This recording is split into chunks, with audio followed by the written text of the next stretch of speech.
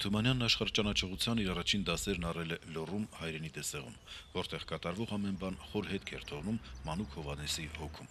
Դեպքեր ու պատմություններ, որ հետո պիտի գտնեին նրա անմահ ստեղծագործությունների մեջ։ Նրա հերոսները հողեղեն են, նրանցից շատերի նախատիպերը կենդանի մարդիկ, որ ապրել կռվել են հողի ու բնության ադաթների դեմ։ Թումանյանի հանճարով մեզ հասել իրենց դրամատիկ պատմություններով։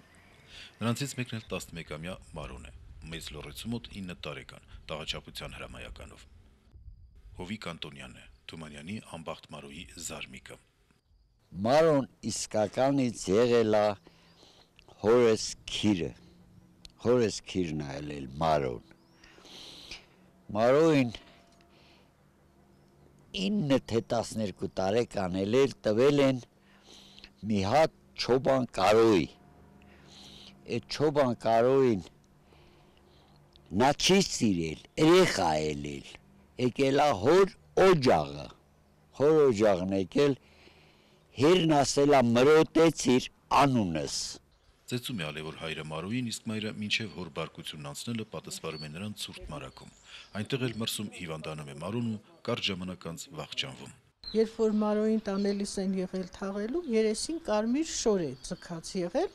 ու այդ կարմիր շորը քամին ետ է տարել։ Այդ կարմիր գույնը Թումանյանի մոտ այնպես է տպավորվել, որ նա հետագայում Մարոյին ներկայացրել է կարմիր շորով մի խիզան, ծերունին որ պատմում է կարմիր շորով մի խիզան, ընկավ ձորը մի կածան եւ այլն։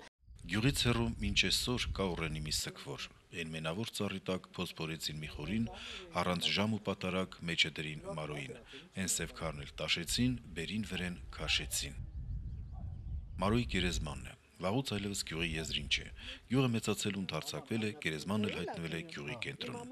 Արվակը փոխել է հունը, ուռենին չորացել։ Մտադիր ենք մի որևէ հուշատախտակ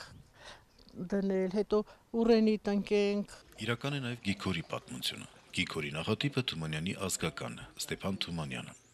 Ստեփանը ծառայել է Թիֆլիսում մի դերձակի մոտ,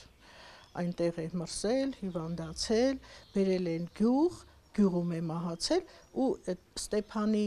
մահը շատ է ազդել Թումանյանի վրա ու նա հաղացել է Գիգորը։ Հապա մի նայիր հսկա հասակին, ոնց է մեկնվել, ասես ահագին կաղնկի լինի անտառում ընկած։ Ռամազի Մաթոսի մասին է ասված, հսկայամարմին ու անվախ մի հովիվ, որ լոռեցի սակոյին նախատիպն է։